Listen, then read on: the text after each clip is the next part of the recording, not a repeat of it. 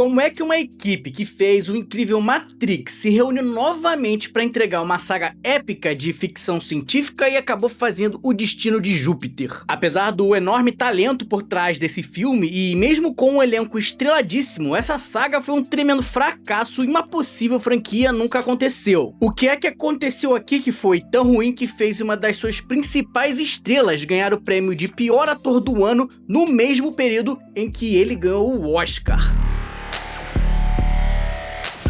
Qual é, galera? Eu sou o André Con, seja muito bem-vindo ao Conversando, e hoje bora falar de um filme que eu jurava que era uma adaptação de uma saga de livros infanto-juvenil, porque, cara, sério, olha essa imagem aqui. Esse Channing Tatum de regata com a Mila Kunis fazendo carinha de personagem que vai se envolver romanticamente com um vampiro ou lobisomem é inacreditável. Mas nem tudo é o que parece, porque não, esse filme não é uma adaptação de obra infanto-juvenil, embora a Mila Kunis acabe mesmo se apaixonando por um ser que é meio que uma espécie de humano com um cachorro espacial. Os cachorros chegou! Bora conferir essa história, e se você já conhece o conteúdo aqui do canal, não esquece de deixar aquele like gostoso, já é? Agora, se você tava morando em Marte, O Destino de Júpiter é um filme de ficção científica de 2015 que contava a história da garota Jupiter Jones. Essa moça era a limpadora de privada mais bem maquiada e bem arrumada do mundo. Mas não é só isso, porque embora ela não saiba disso ainda, ela também é a dona da Terra. Sim, você ouviu direito, ela é a dona do planeta Terra. Isso acontece porque ela não é uma pessoa comum, mas uma descendente ou uma reencarnação, dependendo do ponto de vista, de uma importante pessoa da família Abraxas, a mais poderosa dinastia Alien. Esses engomadinhos safados se acham o último biscoito do pacote e têm planos maléficos pro universo e, em especial, pro planeta Terra. Assim, a garota Júpiter acaba sendo caçada pelos capangas desses ricaços, mas, pra sorte dela, alguém envia um soldado cachorro de regata mais apelão que o Goku com raiva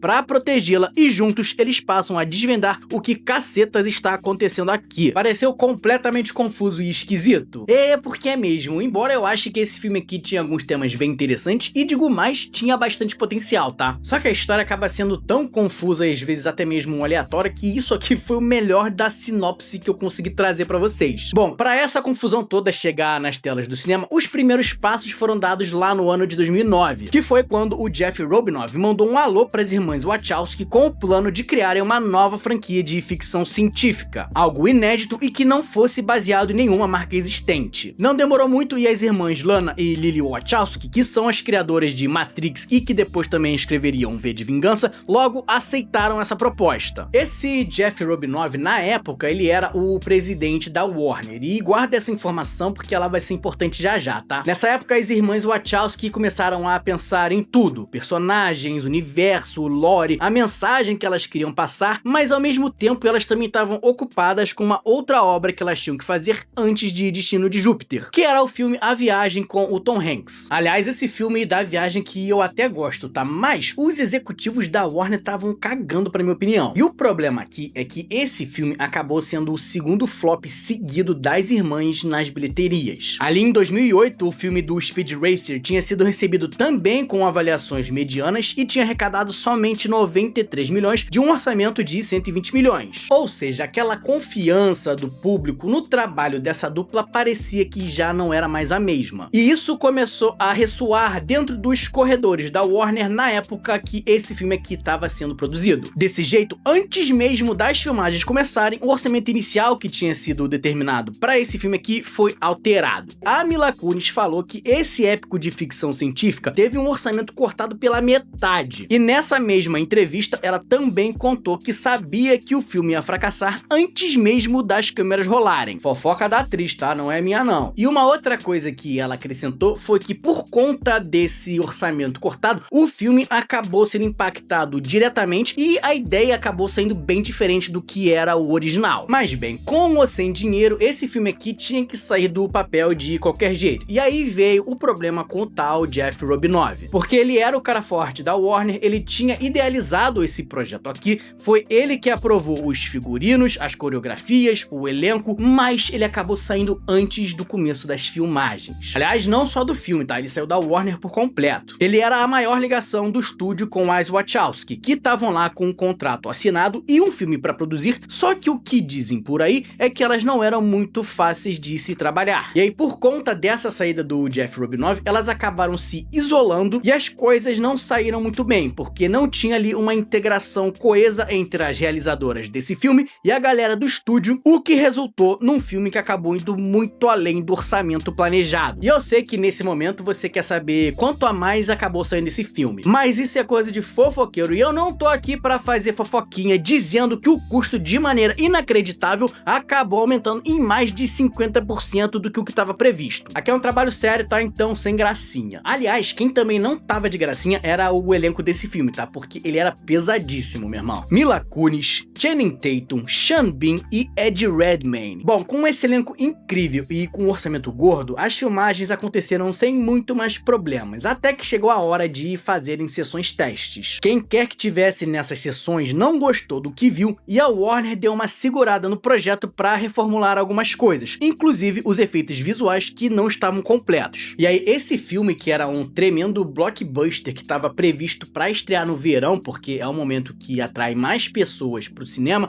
acabou sendo adiado e jogado para o mês de fevereiro. Uma data que mostra que o estúdio não estava lá muito confiante de que esse filme aqui ia poder brigar com os grandes blockbusters de verão. Pois é, cara, e a queda de Júpiter foi pesada. Esse filme aqui é considerado por muitos o pior trabalho das irmãs Wachowski. Os críticos deram 27% de aprovação no Rotten, o público 38%, e ele tem nota 5.3 no IMDb. E claro que com essa recepção terrível o filme não fez dinheiro, né? O orçamento chegou a 176 milhões de dólares, embora existam outras fontes apontando que foi até mais que isso, ultrapassando os 200 milhões. Só que esses 176 milhões de orçamento viraram infelizes 184 milhões de arrecadação. E isso até faz sentido porque, apesar desse filme ter sido mudado de data, parece que a Warner mandou ele pra morrer, tá? Isso porque ele teve que brigar com um filme que todo norte-americano queria ver, que era o tal Sniper americano, além de competir com um filme que na época tinha muitas expectativas, que era O Sétimo Filho. Isso pra não falar do filme que realmente levou tudo nessa época nas bilheterias, que foi o filme do Bob Esponja. Tem que respeitar a fenda do biquíni, meu irmão.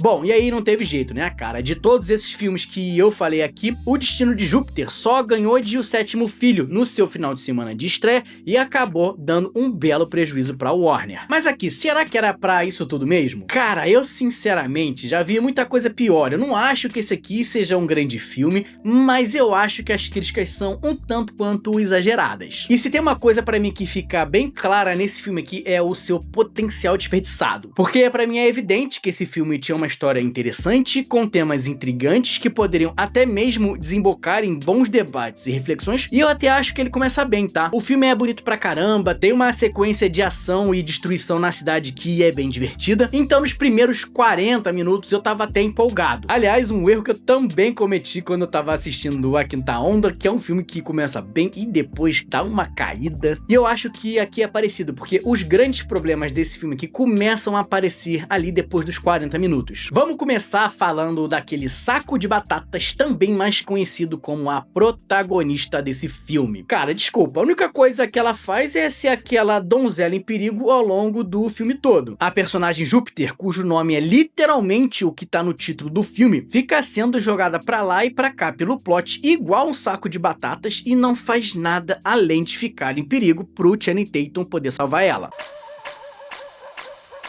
Os cachorrão chegou! Sério, se tu pegar a ficha de personagem dessa protagonista, você vai ver que ela tem 0 de força, 0 de destreza, 0 de constituição e 0 de carisma também, que aí eu não sei se foi problema da construção da personagem ou da Mila Kunis no filme. E aí, como ela precisa ser salva o tempo todo, do outro lado a gente tem um personagem que é o completo oposto dela. O cara tem força 99, destreza 99, constituição 99 e carisma 0, porque aqui eu também não sei se é pra combinar com um par romântico ou se é problema do Channing Tatum. E, bem, se os dois protagonistas principais aqui são uma construção tanto quanto frágil, o que dizer do garoto propaganda da Bala House?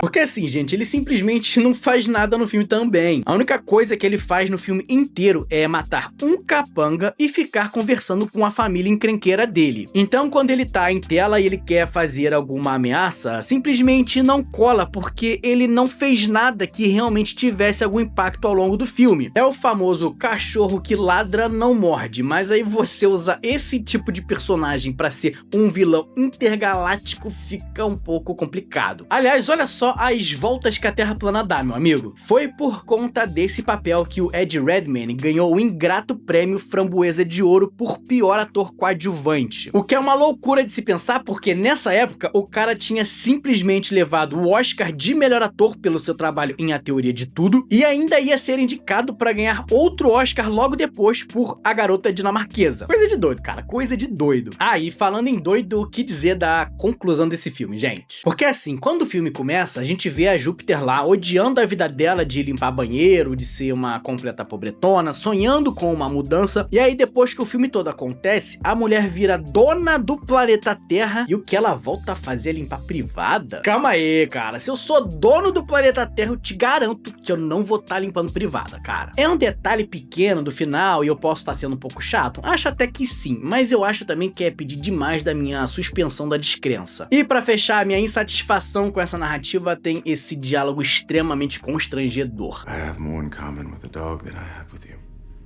I love dogs. I've always loved dogs. Eu amo cachorros, amiga. Pô, na moral, a carinha do Channing Tatum diz tudo, cara. Esse foi um outro momento que eu cravei, que eu carimbei que isso aqui era uma adaptação infanto-juvenil. Porque eu realmente não achava possível que isso aqui tinha sido escrito e não algo que se perdeu ali na adaptação. Algo que fazia sentido no universo literário e que acabou sendo mal desenvolvido ou mal interpretado quando ele foi jogado para as telas. E pra minha surpresa, não. Isso aí foi escrito mesmo para o filme e ficou assim no corte final. Vendo o vídeo assim como tá, parece que eu detestei esse filme, mas não é verdade não, tá? Eu até curti. Eu na realidade fiquei mais chateado porque era o tipo de filme que tinha conceitos bem interessantes, mas que não conseguiu entregar o que ele tinha pra dizer, sabe? Toda aquela história da Terra não ser nada além de uma engrenagem num complexo industrial galáctico que tá ali pra servir uma classe dominante. A história de como o evento de extinção dos dinossauros foi feito por essa elite da galáxia. Esses são eventos que abrem possibilidades de serem abordados com mais profundidade e poderiam até ter desembocado em outras obras que falassem sobre isso. Ou seja, eu acho que aqui tinha um projeto com ideias interessantes que poderiam desfrutar em outros filmes que fossem abordados até de outras maneiras, outras perspectivas, mas esse filme aqui especificamente não conseguiu entregar muita coisa. O que ele entrega é uma beleza estonteante. Isso aqui sim não dá para reclamar, porque esse filme é lindaraço. Mas esse capricho tinha que ter ido pro roteiro, porque ele acabou sendo confuso para contar uma história simples, com uma protagonista que só consegue ficar em perigo e com um vilão que era para ser o desgraçado da galáxia, mas que na verdade não amedronta ninguém. Destino de Júpiter tinha potencial para ser uma enorme franquia de ficção científica no cinema. Tinha gente experiente, bons atores e uma ideia boa. Mas o filme sofreu com um grande corte de orçamento, depois usou mais dinheiro do que pretendia, entregou um filme confuso, acabou fracassando nas bilheterias e uma continuação nunca aconteceu. Antes de você ir, deixa aí nos comentários se você curtia Destino de Júpiter e será que dava mesmo pra ter feito disso aqui uma grande franquia? Ah, e se você chegou até aqui e não é inscrito no canal, clica aqui no botãozinho pra você se inscrever, já é? Valeu, gente, muito obrigado por me receber na sua casa, um abraço e até a próxima!